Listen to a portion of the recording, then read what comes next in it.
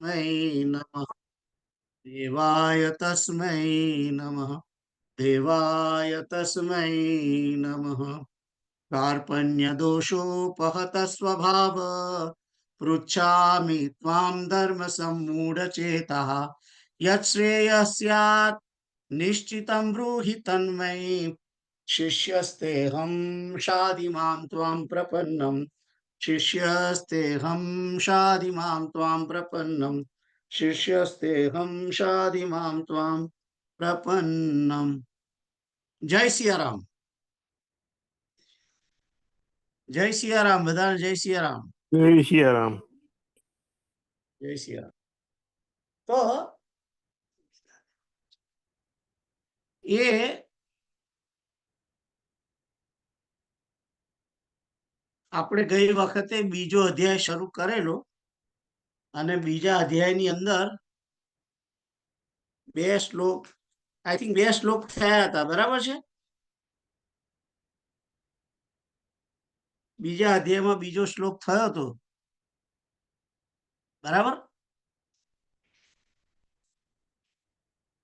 કેમ કોઈ બોલતું નથી? કેન યુ હિયર મી? બરોબર. તો માઇક ખુલ્લું રાખો, બંધ ના કરશો કોઈ.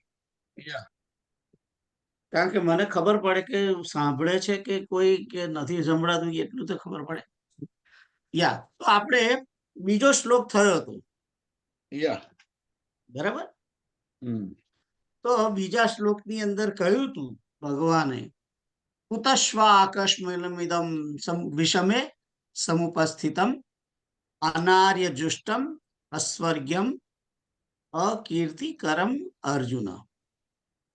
એટલે આ શ્લોક થઈ ગયો છે, પણ તેમ છતાં ફરી એકવાર જોઈએ તો પહેલા ભગવાને ને પ્રશ્ન પૂછ્યો તો, અરે ગયા જે પહેલો અધ્યાય હતો એની અંદર જે વાત કરવામાં આવી હતી કે હું કેવી રીતે લડું આ બધાની જોડે, બધા મારા ગુરુઓ છે, કાકાઓ છે, મામા છે, દાદા છે, આ બધાની સામે હું કેવી રીતે લડીશ? તો અર્જુનને વિષાદ સાથે મોહ થયો હતો અને એટલા માટે એ બધું મૂકી, ધનુષ મૂકી અને પાછલા ભાગમાં બેસી ગયો હતો. અને હવે ભગવાને એને એ છે પેલો જે આ બીજો શ્લોક આપણે બોલ્યા એ એમણે કહ્યો કે કુતસ્ત્વા અકસ્માલમિદમ વિષમે સમસ્થિતમ, કહે છે કે તને આવો મોહ, કુતસ્ત્વા એટલે કે ક્યાંથી થયો, કશ્મલમ એટલે કે મોહ. આમ તો કશ્મલમ નો અર્થ અજ્ઞાન થાય છે, પણ અજ્ઞાન જેને થયું હોય એને મોહ થાય જ, કારણ કે મોહનું કારણ જ અજ્ઞાન છે. અને કશ્મલમ ઇદમ, ઇદમ એટલે આ, અને પછી શબ્દ છે વિષમે, સમુપસ્થિતમ, આવા સમયમાં, આવા વિષમ કપરા સમયની અંદર તને આવો મોહ કેમ નો થયો કે છે, એમ પૂછે છે. તને ખબર નથી 6-8 મહિનાથી યુદ્ધની તૈયારીઓ થાય છે અને હવે આ બંને સેનાઓ, એકની 11 અક્ષૌહિણી, બીજાની 7 અક્ષૌહિણી સેના હમહમી આવી ગઈ છે અને સવાર પડ્યું અને હવે લડવાનો ટાઈમ થયો છે, તાર તું હવે કે છે કે હું નહીં લડું. ત્યારે અને મોટા ભાગનો હું પૂછું, પાંડવોની જે સેના છે એનો મદાર કોના ઉપર છે? તારા ઉપર છે અર્જુન, તારા ઉપર છે. તું જ જો લડવાનું ના પાડી દઈશ તો પછી આ યુદ્ધ કેમનું થશે? અને તારે લડવું નતું તો આ બધી તૈયારીઓ શું કરવા કરાઈ? ખ્યાલ આવ્યો? એટલે અસમય, આ ખોટો સમય તે પકડ્યો છે. તે જે જીદ પકડી છે કે હવે હું નહીં લડું, એ ખોટા સમયે તે આ જીદ કરી છે. એટલા માટે વિષમ શબ્દ વાપર્યો છે, વિષમે સમુપસ્થિતમ, કે આ અસમયની અંદર તને આવું અજ્ઞાન ક્યાંથી આવ્યું? અત્યાર સુધી તો તું કોઈ બોલ્યો નહીં, અને હવે કેમ? ત્યાર પછી 3 વસ્તુ કહી છે કે તને તે જે આ નિર્ણય કર્યો છે એ કેવો છે? અનાર્યમ. અનાર્યમ એટલે કે આર્યને શોભે તેવો નથી. સત્પુરુષને આવું ના શોભે, આર્ય પુરુષને આવું ના શોભે કે છેક છેલ્લી ઘડીએ આવીને ફરી જાય કે ના હવે હું નહીં લડું. એ તારો જે નિર્ણય છે એ શ્રેષ્ઠ પુરુષો જેવો નથી. અહીંયા આગળ અનાર્યનો અર્થ કયું છે? શ્રેષ્ઠ પુરુષો ના હોવું તે. આર્ય એટલે કે શ્રેષ્ઠ પુરુષ, એવો શબ્દ, એવો અર્થ કર્યો છે. પછી આગળ શું કહ્યું છે? અસ્વર્ગ્યમ. એટલે કે જો તું યુદ્ધ કરીશ તો તું સ્વર્ગમાં જઈશ, પણ તું એમ સમજતો હોવ કે હું શસ્ત્ર મૂકી દઉં અને પછી મને જો આ દુર્યોધન ને એની સેના મને મારી નાખે તો મને સ્વર્ગ મળશે, એ વાતમાં માલ નથી, એ બનવાનું નથી. એટલે તારું જે આ નિર્ણય છે એ સ્વર્ગ આપનારનો નિર્ણય નથી. અને ત્રીજી વાત કરી છે કે એક આવો તારો નિર્ણય છે એ કીર્તિ આપવા વાળો પણ નથી. એનાથી તારી કીર્તિ નહીં થાય, લોકો તને કાપુરુષ ગણશે. અને એ શબ્દ આગળ આવે જ છે, એના પછીના શ્લોકમાં એ શબ્દ આવે જ છે. એટલે કે છે કે તારી અકીર્તિ થશે. તું જે અત્યાર સુધી કહેવાયો છું કે મહારથી છું, અતિરથી છું, રાઈટ? અર્જુનનું જે ગાંડીવ પ્રખ્યાત, એના કારણે અને એની જે ધનુર્વિદ્યા, તારી ધનુર્વિદ્યાનું તને અભિમાન છે, એના કારણે તો તું પ્રસિદ્ધ થયેલો છું. અને આ રીતે તું યુદ્ધમાં પાછો પડીશ અથવા બેસી જઈશ તો પછી એનાથી તો તને કીર્તિ નહીં મળે. જો તું લડીશ તો કીર્તિ મળશે, લડીશ તો તને સારું રાજ્ય પણ મળશે. જીતીશ તો, નહીં જીતું ને તું મરી જઈશ તો તને સ્વર્ગ મળશે. અને સારી રીતે લડીશ કારણ કે તારામાં યુદ્ધની આવડત છે, એટલે તું યુદ્ધ કરીશ, ક્ષત્રિયને શોભે એવું તો તને કીર્તિ મળશે. પણ તારો જે આ નિર્ણય છે એ ખોટો છે, એ અનાર્ય છે, અનાર્ય જુષ્ટમ. આર્ય પુરુષને શોભે તેવો નથી, એ વાત કરી હતી. અને આ શ્લોક આપણે ગઈ વખતે કર્યો હતો. હવે એના પછીનો જે ત્રીજો શ્લોક છે એની અંદર શું કે છે? ક્લૈબ્યમ સ્મગમઃ પાર્થ નૈતત્વયુપપદ્યતે ક્ષુદ્રમ હૃદય દૌર્બલ્યમ ત્યક્તોતિષ્ઠ પરંતપ. તો આ શ્લોકની અંદર પરંતપ જે શબ્દ છે એ પરંતપ એ અર્જુનના માટે કહેવાયેલો શબ્દ છે. પરંતપ જે શબ્દ છે એ અર્જુનના માટે વાપરેલો શબ્દ છે. અને પહેલી વાત શું કે છે ભગવાન? અહીં આગળ ભગવાન અને અર્જુનની જે મિત્રતા છે એ દેખાઈ આવે છે. ભગવાન અર્જુનને પોતાનો મિત્ર માને છે એ ચોખ્ખંતું અહીં દેખાઈ આવે છે. કેમ દેખાઈ આવે છે? એનું કારણ છે. એનું કારણ શું છે? કે પહેલો જે શબ્દ વાપર્યો છે ક્લૈબ્યમ સ્મ. સ્મ એટલે કે થઈશ, મા એટલે કે ના. સંસ્કૃતમાં માનો અર્થ શું થાય છે? ના, નહીં, એમ. અને ક્લૈબ્ય એટલે કે નપુંસક. આમ તો આપણે ગુજરાતી ચરોતરીમાં બાયલો જ કે ખ્યાલ આવ્યો. તો કે છે કે આવો બાયલો ના થઈશ, બાયલો થામાં એમ. જે આપણે ઘણી વખત આવી રીતે બોલીએ છીએ કે બાયલો થામાં. તો એ માં જે શબ્દ જે આપણે વાપરીએ છીએ એ નકારાત્મક શબ્દ એ સંસ્કૃતમાંથી આવેલો છે. ઓરિજિનલી સંસ્કૃતમાં માનો અર્થ ના અથવા નહીં એવું થાય છે. તો ક્લૈબ્યમ સ્મ. અને આવું કોણ કહી શકે? અતિરથીને કોણ કહે?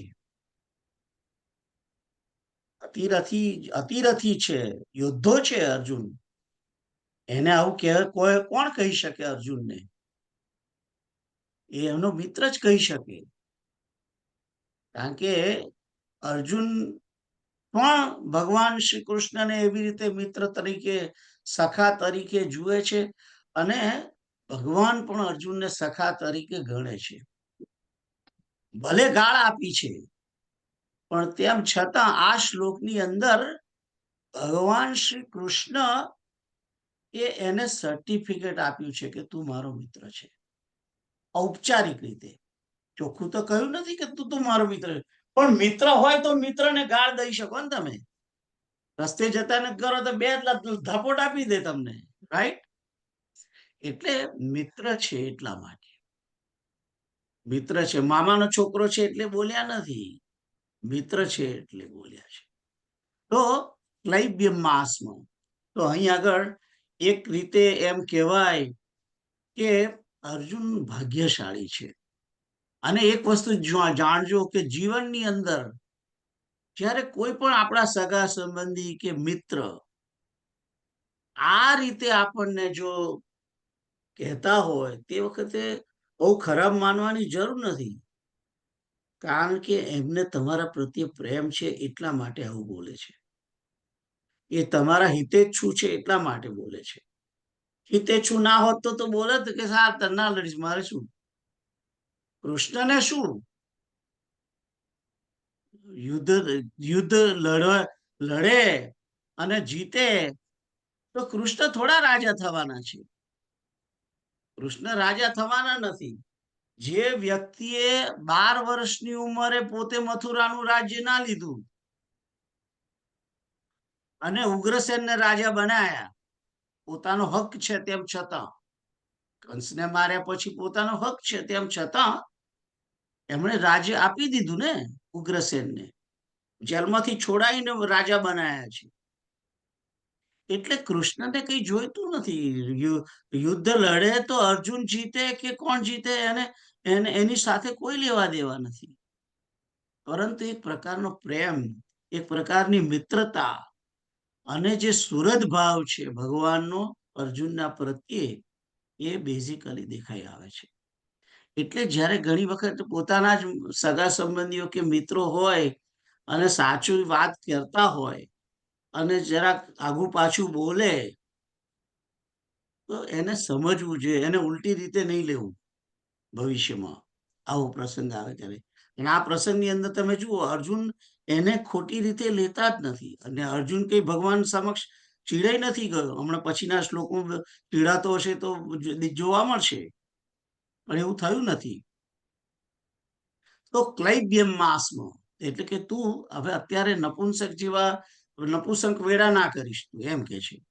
અને પછી કે છે કે નહીં, જો આ શ્લોકની અંદર પાર્થ શબ્દ જે છે એ પણ શ્રી કૃષ્ણ અર્જુનનું સંબોધન છે, પૃથાનો પુત્ર. અને ત્યાર પછી કે છે કે ન એતત એતત ત્વયી ઉપપદ્યતે. આમ 4-5 શબ્દો છે. ન છે, ન ઉપપદ્યતે એટલે કે તારા માટે યોગ્ય નથી. અને એતત એટલે કે આવું વર્તન. અને ત્વયી એટલે કે તારા માટે, એ પાર્થ તારા માટે આ યોગ્ય નથી, એમ કે છે. તો નહી તત્વયી ઉપપદ્યતે એની અંદર 4 શબ્દ, ન, પદ્યતે, એતત અને ત્વયી, એમ. પછી આગળ છે ક્ષુદ્રમ હૃદય દૌર્બલ્યમ, કે છે કે તારું ક્ષુદ્રમ હૃદય દૌર્બલ્યમ ત્યક્વો, 2 વસ્તુ કહી છે. ત્યક્વો તિષ્ઠ પરંતપ. પરંતપ તો માનો કે એનું સંબોધન છે. પણ ક્ષુદ્ર એટલે કે તુચ્છ, એકદમ નિમ્ન કક્ષાનું. કે છે કે તારી હૃદયની જે દૌર્બલ્યમ એનો અર્થ કે દુર્બળતા. તારા હૃદયની જે એકદમ તુચ્છ પ્રકારની જે દુર્બળતા છે એને ત્યક્તવા, ત્યક્તવા એટલે કે ત્યજી દે, એનો ત્યાગ કર. આવી આવી દુર્બળતા તું બતાવીશ નહીં, એનો ત્યાગ કર. અને ઉત્તિષ્ઠ, ઉત્તિષ્ઠ ઉભો થઈ જા, ચાલ ઉભો થઈ જા એમ કે છે. ચાલ ચાલ છોડ આ બધી વાતો, આ બધી તારા હૃદયની ક્ષુદ્ર દુર્બળતાને છોડ અને ઉભો થઈ જા.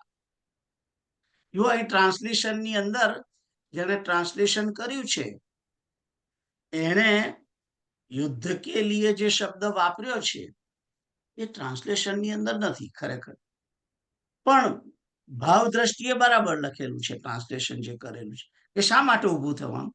તો ઊભો થા યુદ્ધના માટે. તો અહીં આગળ આઈ થિંક ગઈ વખતે આપણે જ્યારે ગીતા કરી હતી ત્યારે મેં તમને કહ્યું હતું કે ભગવદ્ ગીતાની અંદર ઘણી જગ્યાએ ભગવાને આજ્ઞાઓ કરેલી છે અને આ આજ્ઞાનો શ્લોક છે. આજ્ઞા શું છે? ઉત્તિષ્ઠ. તમે જો કદાચ જાણતા હો તો ભગવાન ભગવાન નહીં પણ જે મહાત્મા વિવેકાનંદ જે હતા એમણે ઉપનિષદનું જે વાક્ય એમનું ઘણું પ્રચલિત હતું, ઉત્તિષ્ઠ જાગ્રત પ્રાપ્ય વરાન. ઉત્તિષ્ઠ જાગ્રત પ્રાપ્ય વરાન. એ વિવેકાનંદે આ વાક્યને બહુ પ્રચલિત કરેલું અને એ ઉપનિષદનું વાક્ય છે. ઉત્તિષ્ઠ એટલે કે ઉભો થા, જાગ્રત જાગ. હવે ઉભો થયો છે તો જાગ્યો હોય જ ઉભો થાય ને. ઉભો થયો પછી એને જાગવાનું થોડું હોય, એ તો જાગ્યો હોય તો જ ઉભો થાય. પણ ઉપનિષદ ની અંદર આવું વાક્ય છે, ઉત્તિષ્ઠ જાગ્રત પ્રાપ્ય વરાન. વરાન એટલે શ્રેષ્ઠ, શ્રેષ્ઠને તું પ્રાપ્ત કર. બેઝિકલી એ જે વાક્ય છે એમ કે છે કે તું ઉભો થા, કર્તવ્યને માટે ઉભો થા, અથવા તો ભક્તિને માટે ઉભો થા, જ્ઞાનને માટે ઉભો થા, અને તું જાગૃત બન. જાગૃત એટલે કે અસાવધાન ના રહીશ. બેઝિકલી જાગૃત, આપણે બધા જાગૃત થઈએ. આ ભગવદ્ ગીતાનું સત્સંગ કરીએ છીએ શા માટે? જાગૃતિને માટે. કઈ આપણે જાગતા નથી, જાગતા જ છીએ, પણ જાગૃતિને માટે અને શ્રેષ્ઠ વસ્તુને પ્રાપ્ત કરવા માટે. શ્રેષ્ઠ વસ્તુ એટલે કે પરમાત્મા તત્વને પ્રાપ્ત કરવા માટે.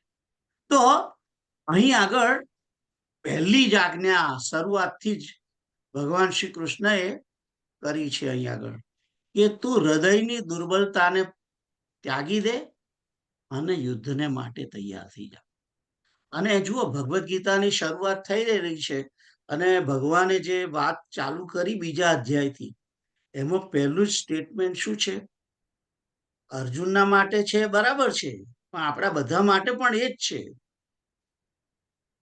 કે આ કે છે કે જે કોઈ સાધક હોય એ સાધકને માટે છે કે સાધકે પોતાની હૃદયની દુર્બળતાઓને ત્યાગી દેવી જોઈએ અને પોતાના લક્ષ્યની પ્રાપ્તિ માટે ઊભા થઈ જવાનું છે. આ જીવનનું લક્ષ્ય શું છે? મુક્તિની પ્રાપ્તિ, ભક્તિની પ્રાપ્તિ. તો એના માટે તૈયાર થવાનું અને એના માટે હૃદયની દુર્બળતાને ત્યાગી દે. ઘણા માણસો માને છે આપણી અંદર આપણે મોટા ભાગની વસ્તુઓ કરી શકતા નથી, ઘણા લોકો કરી શકે છે. એનું કારણ શું છે? એનું કારણ હૃદયની દુર્બળતા છે. તો હૃદયની દુર્બળતા ત્યાગી દેવાની. ખ્યાલ આવ્યો? યુનિવર્સિટીમાં એક છોકરો ડિસ્ટિંક્શન માર્ક લાવે છે અને બીજો એટીકેટીમાં જાય છે, તો એટીકેટી વાળાને પૂછ્યું કે તને કેમ એટીકેટી આવી? કે મને યાદ નહીં રહેતું, હું વાંચું છું બહુ પણ મને યાદ નથી રહેતું. એ એની દુર્બળતા છે, હૃદયની દુર્બળતા. માણસ મોટા ભાગે કર્તવ્ય કરી શકવાની તાકાત વાળો જ છે અને કરી શકે એવો જ હોય છે, પરંતુ એની અંદર એક પ્રકારની હૃદયની અંદર દુર્બળતા હોય છે કે મારાથી થશે કે નહીં, મારાથી થશે કે નહીં, એમ કરી અને માણસ પોતે પોતાની જાતે જ એ ઢીલો પડી જાય છે. અને ઢીલો પડેલો માણસ કોઈ દિવસ ઉત્તમ કાર્ય કરી શકે નહીં. એટલે અહીં આગળ અર્જુનને તો કહેવામાં આવ્યું છે, આપણા બધાને માટે પણ કહેવામાં આવ્યું છે કે તમે તમારી પોતાની જે હૃદયની દુર્બળતાઓ જે છે, દરેકને પોતપોતાની દુર્બળતાઓ હોય, દરેક પોતપોતાનું જાણતા હોય. કોઈને એમ દરેકને ખબર જ હોય કે મારામાં કામ વાસના વધારે છે, મારામાં કઈ મોહ વધારે છે, મારામાં આસક્તિ વધારે છે, મારી અંદર અભિમાન વધારે છે, મારામાં રાગ દ્વેષ વધારે છે. દરેકને પોતાને ખબર હોય છે પોતાના હૃદયની દુર્બળતા. મને કોઈ મીઠાઈ આપે તો એ દુર્બળતા છે મારી, કે ભાઈ મને સ્વીટ બહુ ભાવતી હોય, એટલે કોક મને એક આપે તો મને એમ થાય કે બે ચકતા આપે સારું, એ દુર્બળતા છે. ખ્યાલ આવ્યો? આસક્તિ, મોહ અને અજ્ઞાન, એ બધું મોહ, આસક્તિ, અજ્ઞાન અને કામ વાસનાઓ ભોગવવાની જે એક પ્રકારની વાસના હોય છે, બુભુક્ષિતા જેને કહે છે, એ બધી હૃદયની દુર્બળતાઓ છે. વસ્તુઓ પ્રત્યે અને વ્યક્તિઓને પ્રત્યે આસક્તિ, એ મોટે ભાગે વ્યક્તિઓની દુર્બળતા હોય છે. સગા સંબંધીઓની સાથેની મમતા, એ દુર્બળતા. એના કારણે ઘણા લોકો કે આપણે કહીએ કે ચલો આવું છે અમારી જોડે યજ્ઞની અંદર, તો કે ના, અમારે છોકરાને ભાણિયો આવવાનો છે અને મારે બેબી સિટિંગ કરવાનું છે. તો આ બધી જે છે એ હૃદયની દુર્બળતાઓ, કારણ કે મમતા છે. આ બધી દુર્બળતાઓને ત્યાગીને અને પરમાત્માને માટે ઊભું થઈ જવાનું છે. એટલે કે સાવધાન થઈ જઈ અને જે કઈ કાર્ય, જે કઈ વસ્તુ આપણું જીવનનું લક્ષ્ય છે, એના માટે તૈયારી કરી અને કટિબદ્ધ થઈ અને ઊભું થઈ જવાનું. તો આ શ્લોક જે છે 2-3, એ આજ્ઞાનો શ્લોક છે. એ વસ્તુ તમારે અને આપણે બધાએ યાદ રાખવાની કે આજ્ઞાનો શ્લોક, નહીં તત્વયુપપદ્યતે, કે છે તારા માટે આ ઉચિત નથી અને તું કાયર થઈશ નહીં, અને હૃદયની દુર્બળતાને ત્યાગી અને યુદ્ધ માટે ઉભો થઈ જાય. આઈ હોપ કે તમને બધાને ખબર પડી હશે, રાઈટ? કોઈને ક્વેશ્ચન છે? સીતારામ સીતારામ. સીતારામ. આગળ જઈએ. હવે તો પહેલી વારે જે ટોક કરી, 2 જ શ્લોક કહ્યા અને તરત જ અર્જુને જવાબ આપવા માંડ્યો. જુઓ, હવે બે જ શ્લોક બોલ્યા છે. એ આગળ 43 શ્લોક બોલી ગયા છે, એનો વાંધો નથી. એ પોતે લગભગ 43 માંથી લગભગ 15-20 તો એ શ્લોક બોલ્યો છે ભગવાનને માટે. ભગવાનને કહ્યું છે કે મારે આ છે, મને આવું થાય છે, મને આમ થાય છે, હું આ બધાની જોડે કેમનો લડીશ. અમાર તો કે છે કે મરી જઈએ તોય વાંધો નહીં, પણ આવા લોહીથી ખરડાયેલા ભોગોને ભોગવી લઈને અમે શું કરીશું, એ અમને યોગ્ય નથી. ને આવી બધી વાતો તો ઘણી કરી. એની સામે બીજો 2 જ શ્લોક બોલ્યા અને તરત જ આર્ગ્યુમેન્ટ માટે શરૂ કરી દે છે. તો અર્જુન શું આર્ગ્યુમેન્ટ કરે છે? એને ઊભું થવાનું કહ્યું છે, હૃદયની દુર્બળતા ત્યાગવાનું કહ્યું છે. એની સામે અર્જુન શું બોલે છે જોઈએ. હવે અર્જુન વાચ કથમ ભીષ્મમ અહમ સંખ્યે દ્રોણમ ચ મધુસૂદન ઈશુભી પ્રતિયોત્સ્યામિ પૂજાર્હા વરિસૂદન. તો અર્જુન બોલ્યો, કથમ ભીષ્મમ અહમ, કે છે કે હું કેવી રીતે, કેમ ભીષ્મ સાથે સંખ્યે દ્રોણમ ચ મધુસૂદન. તો કે છે કે હું દ્રોણની સાથે, સંખ્ય એટલે કે રણભૂમિની અંદર, દ્રોણની સાથે હું, દ્રોણ અને ભીષ્મની સાથે, બંનેની સાથે હું કેવી રીતે લડીશ. મધુસૂદન, અહીં શબ્દ વાપર્યો છે મધુસૂદન. બીજું એક વસ્તુ આ શ્લોકની અંદર જોવા મળે છે, વ્યાસ ભગવાનની કવિતાની કુશળતા જાણવા મળે છે. પહેલી લીટીની અંદર મધુસૂદન વાપર્યો શબ્દ અને બીજી લીટીમાં પણ છેલ્લે વાપર્યો અરિસૂદન. ઉજાર હા વરિસૂદન જે છે એમાં ઉજાર હવ શબ્દ છે. ઉજાર હા વરિસૂદન ની અંદર બે ભાગ પડે છે, ઉજાર હવ વત્તા અરિસૂદન. અરિસૂદન જે છે એ શબ્દ વાપર્યો છે ભગવાન શ્રી કૃષ્ણના માટે, અરિસૂદન.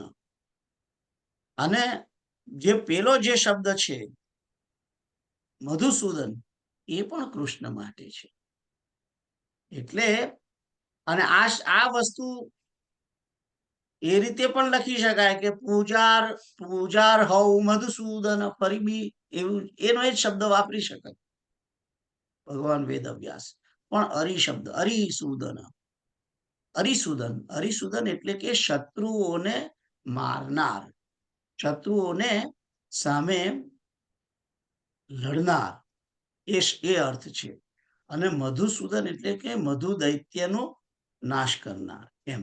એવી રીતે એટલે શત્રુઓનો નાશ કરનાર, એમ. તો મધુસૂદન અને અરિસૂદન એ બંને શબ્દો ભગવાન શ્રી કૃષ્ણને માટે વાપર્યા છે. બીજી લીટીમાં પછી કે છે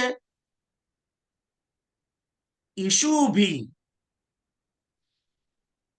પ્રતિ યોત્સ્યામી. પ્રતિ એટલે કે સામે, યોત્સ્યામી એટલે કે કેવી રીતે યુદ્ધ કરીશ, યોત્સ અસ્મિ કેવી રીતે યુદ્ધ કરું. ઉજાર હવ એટલે કે બંને પૂજનીય છે. હવ શબ્દ જે છે ઉજાર હવ, આ બંને પૂજનીય છે. દ્રોણ પણ પૂજનીય છે અને ભીષ્મ પણ પૂજનીય છે. આ બંનેની સામે હું કેવી રીતે લડીશ, એ મૂળ પ્રશ્ન છે. અર્જુને હવે જ્યારે એને બરાબર ચીમકી ભરી, કૃષ્ણએ ચીમટી ભરી કેડમાં, ત્યાર પછી બોલ્યો કે આ બેની જોડે હું કેમ ન લડું. એ દ્રોણ છે, અરે ભીષ્મ પિતામહ છે, તો મારા પિતામહ છે, મારા બાપાના બાપા છે, બાપાના બાપા સમાન છે. તો અર્જુનના દાદા કોણ છે ખબર છે તમને બધાને? સીતારામ, તમારે બધાએ બોલવાનું છે ભાઈ, હા, કે માઇક બંધ કરી નથી બેસી જવાનું. સીતારામ. અર્જુનના દાદા કોણ છે? પ્રશ્ન મેં તમને કર્યો. હા, પણ મને યાદ નહીં આવતું. પેલા બે હે? ભાઈઓ શાંતનુ ના બે પાંડુ છોકરા હતા તે, એટલે પાંડુ એનું નામ ભૂલી ગયો. બે પુત્રો હતા ને બે છોકરા હતો. જુઓ, અર્જુનના દાદા વ્યાસ નારાયણ પોતે છે. હા, દાદા તો વ્યાસ ના, બરોબર. હે? એટલે અર્જુનના પિતામહ કોણ છે? વ્યાસ નારાયણ પોતે છે. પણ કહેવાય છે પિતામહ કોણ? ભીષ્મ. એકચ્યુઅલી ભીષ્મ પિતામહ જે છે એ જે શાંતનુ જે છે એની બીજી પત્નીના એ છે પુત્ર છે, બરાબર. એટલે થોડુંક ગડબડ વાળું તો છે, પણ ભીષ્મ પિતામહ ગણાય છે, વડીલ છે. મુદ્દે કૌરવોની અંદર વડીલ છે, એટલે ભીષ્મ પિતામહ કે છે. બાકી પિતામહ ખરેખર વ્યાસ નારાયણ છે. એનીવે, તો આ ભીષ્મની સામે અને દ્રોણની સામે હું કેવી રીતે લડું? દ્રોણ કોણ છે? દ્રોણ એના ગુરુ ગુરુ. છે. હા, એટલે કે છે કે હું ગુરુની સામે કેવી રીતે લડું? અને મારા દાદા જેણે મને ખવડાવ્યું છે, ખોરામાં બેસીને, જેના ખોરામાં બેસીને મેં જમ્યો છું, જેણે મારા મોઢામાં કોળિયા મૂક્યા છે, એની વિરુદ્ધ હું બાણ વડે કેવી રીતે લડીશ? કેવી રીતે યુદ્ધ કરું? આ મૂળ પ્રશ્ન છે. અર્જુનનો મૂળ જે પ્રોબ્લેમ જે છે એ આ છે કે જેણે મને જમાડ્યો છે, જેણે મને જેણે મારા શરીરનું ધ્યાન રાખ્યું છે, અને જેણે મારા આત્માનું, કારણ કે ગુરુ જે છે, ગુરુ એ જીવાત્માના પાલક છે, અને માતા પિતા જે હોય છે એ શરીરના પાલક હોય છે. ખ્યાલ આવ્યો? તો આ જે ગુરુ, જેણે મને વિદ્યા શીખવાડી છે, જેના વડે હું બાણ વિદ્યા શીખ્યો છું, એની સામે હું કેવી રીતે લડું? એ મુખ્ય પ્રશ્ન છે. એટલે મૂળમાં શું છે? આસક્તિ. આસક્તિ. પિતામહ પ્રત્યેની પણ આસક્તિ અને ગુરુ પ્રત્યેની પણ આસક્તિ. અને અહીં આગળ આ આસક્તિ કેમ નડે છે? બંને પિતામહ અને દ્રોણ બંને અધર્મના પક્ષે છે. એના કારણે એ બે સામે અધર્મના પક્ષે છે. ગુરુ પણ અધર્મ આચરે છે અને પિતામહ પણ અધર્મ આચરી રહ્યા છે, કારણ કે અધર્મી દુર્યોધનનો પક્ષ લઈને સામે લડવા આવ્યા છે. એટલે આ જે અર્જુનને જે મુશ્કેલીઓ છે એ આપણા જીવનમાં આપણને પણ ઘણીવાર થાય છે. ઘણીવાર આપણને પોતાને બધાને જ ખબર હોય છે કે આ મારા બાપા, મારા મા ખોટું કરે છે, પણ તેમ છતાં આપણે કહી શકતા નથી, કારણ કે વડીલ છે, એને માન આપવું જોઈએ, આવું આપણા સંસ્કારોમાં જણાવવામાં આવ્યું છે. એટલે પ્રતિજ્ઞા. સત્યને, હા, પ્રતિજ્ઞાની તો વાત કરો તારે થોડી. પ્રતિજ્ઞા જે છે એ વાત તમારી બરાબર છે. પ્રતિજ્ઞા ભીષ્મ પિતામહની છે, પણ એ પ્રતિજ્ઞા ખોટી કરી છે. પ્રતિજ્ઞા ભીષ્મ એવી કરી કે આ સિંહાસન પર જે બેઠેલો હશે એની હું રક્ષા કરીશ. એવું નહીં કહ્યું કે હસ્તિનાપુર રાજ્યની રક્ષા કરીશ. એ પ્રતિજ્ઞા નથી લીધી. એ મૂળ પ્રોબ્લેમ છે ભીષ્મ પિતામહ. પણ ભીષ્મ પિતામહ વિશે આપણને આ પ્રકારનું નિવેદન કરવાનો પણ અધિકાર નથી, કારણ કે ભીષ્મ પિતામહનું જે આચરણ છે એ આપણા બધા કરતા ઘણું મહાન છે. જે વ્યક્તિ વિષ્ણુ સહસ્ત્ર નામ ગાઈ શકે છે, જેનું કવિતા કરી શકે છે, અને જેણે ભગવાન શ્રી કૃષ્ણને પોતાના ઈષ્ટદેવ માન્યા છે, અને પોતે આવું સુંદર જે કવિતા 1000 નામની એ ગાઈ રહ્યા છે, એમના જેટલી ભક્તિ તો આપણા કોઈનામાં છે નહીં. એટલે જીવનમાં દરેક કોઈ ને કોઈ ભૂલ તો કરતું હોય છે, પરંતુ અમુક જે પ્રતિભાશાળી વ્યક્તિઓ હોય છે એના ગુનાઓ પણ દબાઈ જાય છે. વાત જવા દો.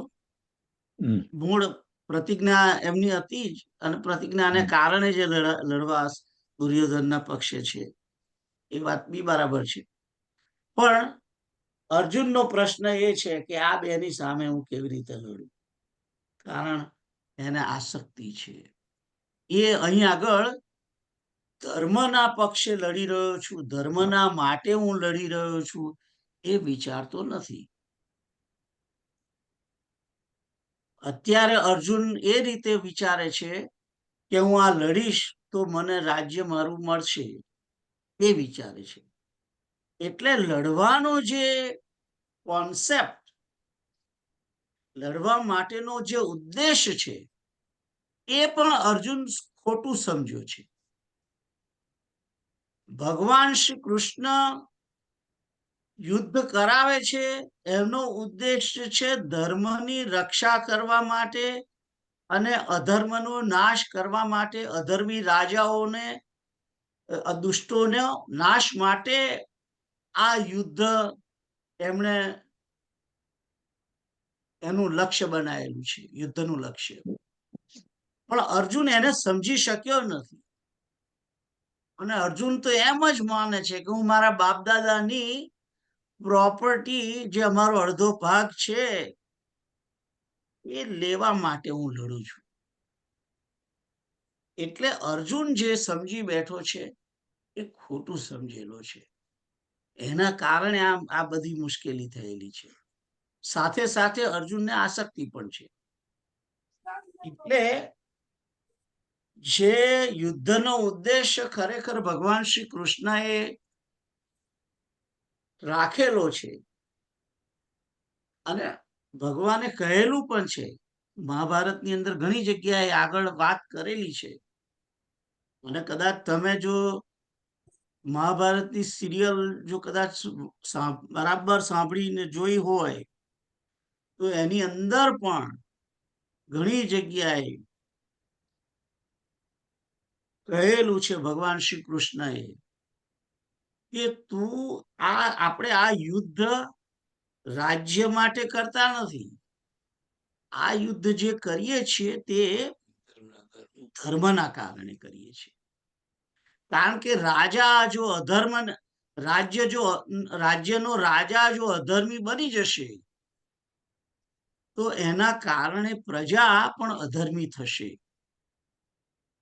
એટલે ધર્મનું સંસ્થાપન કરવાનો ઉદ્દેશ ભગવાન શ્રી કૃષ્ણનો છે, અને એને આ અર્જુન સમજી શક્યો નથી. તથા એને સાથે સાથે એને આસક્તિ છે. એટલે અર્જુન કહે છે કે ભાઈ હવે મને અને આ બધાને મારીને તો કહે છે કે હું ભીખ માગીને ખાઉં એ સારું, મને રાજ્ય જોઈતું નથી. એટલે એના જ મનમાં એમ જ છે કે યુદ્ધ કરવાનો ઉદ્દેશ્ય જે છે એ રાજ્યની પ્રાપ્તિ છે, એમ એને ખબર છે. ખ્યાલ આવ્યો? તો આ મૂળ પ્રોબ્લેમ છે. હવે આગળ જોઈએ. અને મેં જે કહ્યું કે અર્જુન સમજી શક્યો નથી યુદ્ધનો ઉદ્દેશ્ય, એ અહીં નીચેના શ્લોકમાં ખબર પડે છે. જુઓ તમે. ગુરુન હત્વા હિ મહાનુભાવાન શ્રેયો ભોક્તુમ ભૈક્ષમપીહ લોકે હત્વાર્થ કામાંસ્તુ ગુરુનિહૈવ ભુંજીય ભોગાન રુધિર પ્રદિગ્ધાન.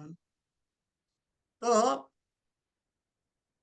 અહીં આગળ યુધિષ્ઠિર, સોરી નોટ યુધિષ્ઠિર, દ્રોણ અને ભીષ્મ, એ બંનેના માટે શબ્દ વાપરવામાં આવે છે મહાનુભાવાન.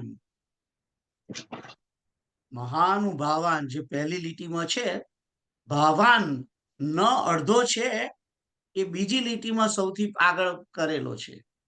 ખ્યાલ આવ્યો? ગુરુ ન હત્વા, ગુરુજનોને હણીને, નહીં મારીને, ગુરુન અહત્વા એમ શબ્દ છે. તો જે પહેલો શબ્દ છે ગુરુ ન હત્વા, એની અંદર સંધિ છે. ગુરુન અહત્વા હિ મહાનુભાવાન શ્રેયો ભોક્તુમ ભૈક્ષમ અપી ઇહ લોકે. ભૈક્ષમ અપી છે, એને ભૈક્ષમ અપીહ છે, એમાં ત્રણ શબ્દ છે, ભૈક્ષમ, અપી અને ઇહ લોકે. ઇહ લોકે એટલે કે આ લોકમાં. ખ્યાલ આવ્યો? તો પહેલેથી જોઈએ. ગુરુ ન હત્વા, ગુરુને નહીં હણીને, હિ એટલે કે જ, રાઈટ? અથવા તો કારણ કે, કેમ કે, એમ પણ થઈ શકે. મહાનુભાવાન, આવા મહાનુભાવોને કે છે કે નહીં હણીને એના કરતા અને ભોગ ભોગવવા એના કરતા ભિક્ષાથી મળેલું ઈહલોકે, આ લોકમાં ભિક્ષા માગીને ભોગ કરવો એ શ્રેય છે. શ્રેય એટલે કે કલ્યાણકારક. શ્રેયો એટલે કે કલ્યાણકારક. ભોગતુમ એટલે કે ભોગવવું. ભૈક્ષમ એટલે કે ભિક્ષા માગીને. ઇહલોકે આ લોકમાં. તો શબ્દ શું, અર્થ શું થાય છે કે આ લોકની અંદર ભિક્ષા માગીને ભોગવવું કલ્યાણકારક છે, નહીં કે ગુરુ જેવા મહાનુભાવોને હણીને, એટલે કે નહીં મારીને. એમ કે છે. એટલે કે છે કે હું આ લોકોને મારીશ નહીં અને આ યુદ્ધ છોડી દઈશ અને એના બદલે હું ભિક્ષા જોડી આ બાણ ને ભાથું બધું એક બાજુ મૂકી અને ભિક્ષા જોડી લઈ અને સંન્યાસી બની અને ભીખ માગીને ખાઈશ. એ મારા માટે કલ્યાણકારક છે એવું હું સમજુ છું, એમ કે છે. કેમ? હવે આગળ એનું કારણ જે છે એ પછીની 2 લીટીમાં સમજાવે છે. હત્વાર્થ કામાંસ્તુ ગુરુ નિહૈવ ભુંજીય ભોગાન રુધિર પ્રદિગ્ધાન સોરી. તો કે છે કે રુધિર પ્રદગ્ધાન, ભોગાન રુધિર પ્રદિગ્ધાન એટલે કે લોહીથી ખરડાયેલા. રુધિર એટલે લોહી, પ્રદિગ્ધાન એટલે કે ખરડાયેલા, એટલે કે લોહીથી સ્પર્શ થયેલા, લોહીવાળા. એમ એવા ભોગોને ભુંજીય એટલે કે ભોગવીશ. લોહીથી ખરડાયેલા ભોગોને ભોગવીશ. કેવી રીતે? કે છે કે હત્વા એટલે મારીને, અર્થ કામાંસ્તુ. હત્વાર્થ કામાંસ્તુ છે, એમાં 3 શબ્દ છે. હત્વા, અર્થ કામાન, અસ્તુ, ગુરુ નિહૈવ. તો અહીંયા આગળ એમ કે છે કે હણીને કામ અને અર્થ રૂપી ભોગોને ભોગવીશ. કોને હણીને? ગુરુજનોને હણીને. ગુરુન ઇહૈવ, ગુરુન ઇહ એવ એટલે કે ગુરુને હણીને હું અર્થ અને કામ ને ભોગવીશ. પણ એ કેવા ભોગો હશે? લોહીથી ખરડાયેલા. એટલે કે છે કે આ ગુરુજનોને મારીને તો કે છે કે હું લોહીથી ખરડાયેલા અર્થ અને કામને ભોગવીશ. એટલે એ મારે એવું કરવું નથી, એમ કહેવા માંગે છે કે આ બધાને હું મારીશ અને એનું લોહી રેડેલું એના વડે હું અર્થ એટલે કે પૈસા અને કામ, કારણ કે પૈસાથી કામ મળે છે એટલે બંને આપેલું છે. હવે જુઓ અહીંયા આગળ અર્જુન શું બોલે છે એ બરાબર ધ્યાનમાં રાખજો. જીવનના 4 ઉદ્દેશ્ય હોય છે: ધર્મની પ્રાપ્તિ, અર્થની પ્રાપ્તિ, કામની પ્રાપ્તિ અને મોક્ષની પ્રાપ્તિ. અર્જુન અહીં આગળ ધર્મની વાત નથી કરતો કે મોક્ષની વાત નથી કરતો. બે જ વાત કરે છે: અર્થ અને કામ. એટલે અર્જુન જાણે છે, ચોક્કસ જાણે છે કે આ રીતે મારીશ, ગુરુજનને જો હું મારીશ તો મને ધર્મ પ્રાપ્ત થવાનો છે. પણ એ બોલતો નથી, ધર્મ ના બોલ્યો. મારે તો ધર્મ પ્રાપ્ત થાય ને, કારણ કે અધર્મીઓને મારવાનો છે, એટલે એ બોલતો નથી. પણ કામ અને અર્થ એ બે વસ્તુને આગળ કરી છે. હવે મોક્ષની તો વાત જ નથી અહીંયા.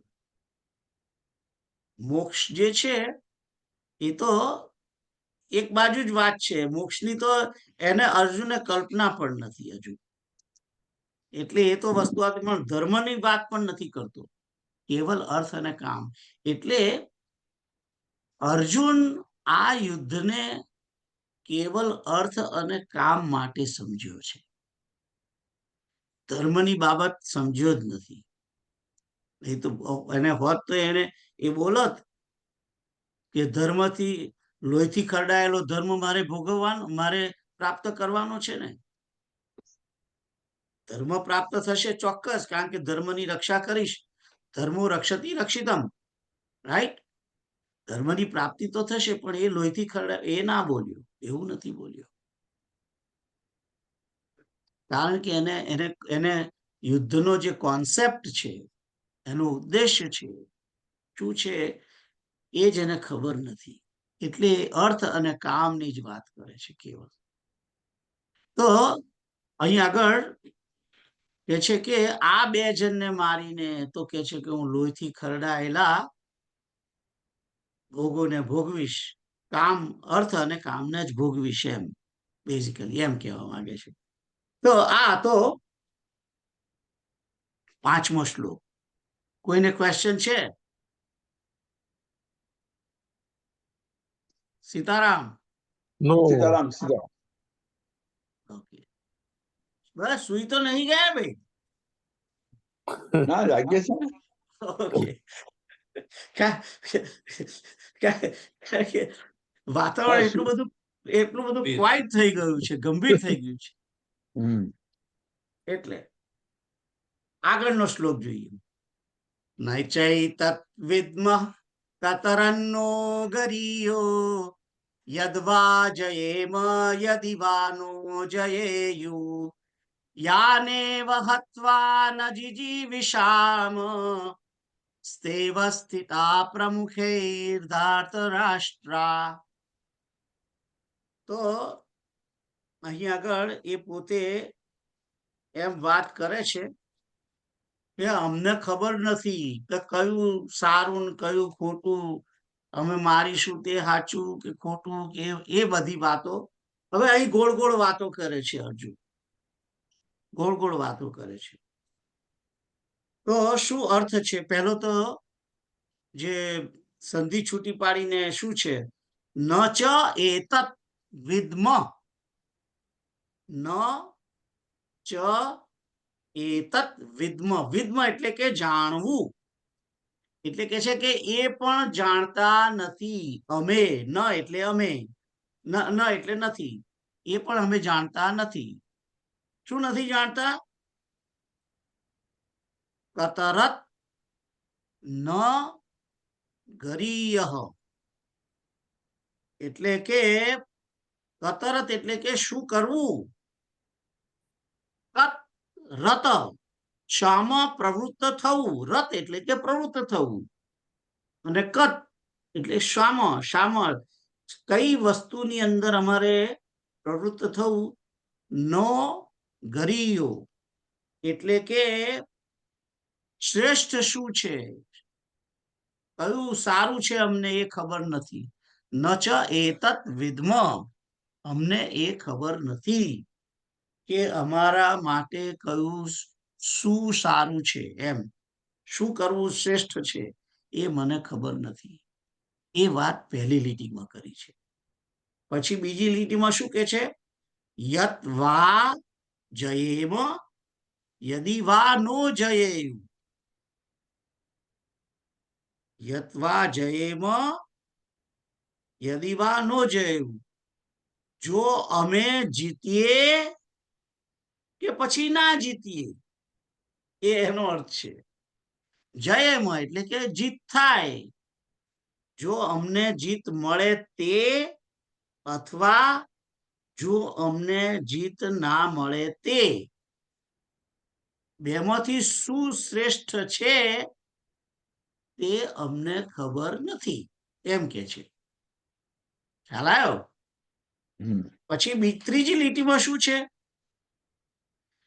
યાનૈવ હત્વા ન જીજીવિષામ, યાન એવ હત્વા ન જીજીવિષામ તે અવસ્થિતા પ્રમુખૈર ધાર્ત રાષ્ટ્રા. અહીંયા આગળ ધાર્ત રાષ્ટ્રાહ લખ્યું છે એટલે કે ધૃતરાષ્ટ્રના પુત્રો, એમ ધૃતરાષ્ટ્રના પુત્રો. અને પ્રમુખે એટલે કે અમારી સામે ધૃતરાષ્ટ્રના પુત્રો સ્તેવ સ્થિતા, એ અહીં ઉભા છે, સામે ઉભા છે, એમ કે છે. અને એના માટે શું કે છે કે યાન એવ હત્વા ન જીજીવિષામ, એટલે કે એમને હણીને હત્વા ન જીજીવિષામ, એટલે કે અમને જીવવાની ઈચ્છા નથી, અમને જીવવાની ઈચ્છા નથી. અમે જીતીએ કે ના જીતીએ, અમને અમે એમને મારીને અમને જીતવાની ઈચ્છા નથી. એવા આ અમારી સામે ધૃતરાષ્ટ્રના પુત્રો ઉભા છે. એ જે લખ્યું છે ચોથી લાઈન, એ પેલા હત્વાની જોડે જોડાય છે કે આ સામે ઉભેલા ધૃતરાષ્ટ્રના પુત્રો ને હણીને અમે જીવવા ઈચ્છતા નથી. એ બીજી વાત કહી છે. પહેલી વાતમાં એ કહ્યું તમે જાણતા નથી કે અમે જીતીશું કે નહીં જીતીએ, અને પછી કે છે કે એ અમે આ બધા અમારી સામે ઉભા છે એ લોકોને મારીને અમે જીવવા ઈચ્છતા નથી, એવું કે છે. એટલે કે આ બધાને મારીને અમારે જીવવું નથી. કેમ? કારણ શું છે? આસક્તિ. કાકાના છોકરા છે, એમને મરાય નહીં, આવી આસક્તિ છે. અને જે ઉપર પહેલી બે લીટીમાં કહે છે કે અમને ખબર નથી કે અમે જીતીશું કે એ લોકો જીતશે. તો ભાઈ યુદ્ધનું પરિણામ તો બધાને હરખું જ હોય. કોને ખબર હોય છે કે જીતીશું કે નહીં જીતીએ? યુદ્ધના પરિણામની અંદર તો કશી ખબર હોતી જ નથી કે કોણ જીતશે ને કોણ હારશે. એ તો ખબર નહીં. ચૂંટણી લડવા જાય છે એ લોકોને ખબર હોય છે કે આપણે જીતવાના છે કે નહીં. જીતીશું કરીને ફોર્મ ભરી આવે છે ને પછી ડિપોઝિટ ડૂલ થઈ જાય છે. રાઈટ? એવું બને છે ને. દુર્યોધનને ખબર હતી કે અમે જીતવાના જ છીએ. હે? દુર્યોધનને ખબર હતી કે અમે જીતવાના જ છીએ. દુર્યોધનને ખબર હતી એવું તમે માનો છો? ના, એ માનતો હતો. એ માને છે. That's right. એ માને છે. એ વાત બરાબર. એટલે દરેકને એવું જ હોય છે કે અમે જીતીશું. દરેકને એવું હોય છે. પણ અહીં આગળ અર્જુન પોતે સ્વીકારે છે કે અમને ખબર નથી કે આ યુદ્ધની અમે જીતીશું કે નહીં જીતીએ, અને જીતીશું કે નહીં જીતીએ ને એના માટે કયું શ્રેષ્ઠ છે એ પણ ખબર નથી. અમારે માટે યુદ્ધ કરવું એ પણ સારું છે કે નથી એ ખબર નથી, અને જીતીશું કે નહીં જીતીએ એ પણ નથી જાણતા. એટલે અર્જુન જે છે એ દ્વિધામાં પડેલો વ્યક્તિ છે. એ વસ્તુ અહીં દેખાય છે. ચલો આગળ સમય થઈ ગયો છે એટલે આની અંદર આગળ વાત કરતા નથી. આવતા ગુરુવારે ફરી આ શ્લોક કરીશું આપણે. પણ 9 વાગી ગયા છે એટલે અહીં આગળ ગીતાનો સત્સંગ પૂરો કરીએ. પણ મોટે ભાગે આ જે મેં અર્થ કયો છે એ મુખ્ય એનો અર્થ છે કે અમને ખબર નથી પડતી કે અમારા માટે યુદ્ધ કરવું એ શ્રેષ્ઠ છે, અમે જીતીશું કે નહીં જીતીએ એ ખબર નથી, અને અમે આ લોકોને મારીને અમે જીતવા માંગતા. એટલે મુદ્દે અર્જુનને લડવું નથી, એ વસ્તુ અહીં નક્કી થઈ ગઈ છે. ખ્યાલ આવ્યો? પણ આ સમય નથી અત્યારે, એટલે આગળ અહીં જતા નથી. તો એક નાની પ્રાર્થના કરી લઈએ. હે કૃષ્ણ ગોવિંદ હરે મુરારે, હે નાથ નારાયણ વાસુદેવ. શ્રી કૃષ્ણ ગોવિંદ હરે મુરારે, હે નાથ નારાયણ વાસુદેવ. શ્રી કૃષ્ણ ગોવિંદ હરે મુરારે, હે નાથ નારાયણ વાસુદેવ. ઓમ પૂર્ણમદ પૂર્ણમિદમ પૂર્ણાત પૂર્ણમુદચ્યતે પૂર્ણસ્ય પૂર્ણમાદાય પૂર્ણમેવાવશિષ્યતે. સર્વે ભવन्तु સુખિનઃ સર્વે સन्तु નિરામયા સર્વે ભદ્રાણિ પશ્યन्तु મા કશ્ચિત દુઃખમાપ્નુયાત. ઓમ તત્સત, ઓમ તત્સત, ઓમ તત્સત. સીતારામ. સીતારામ સીતારામ.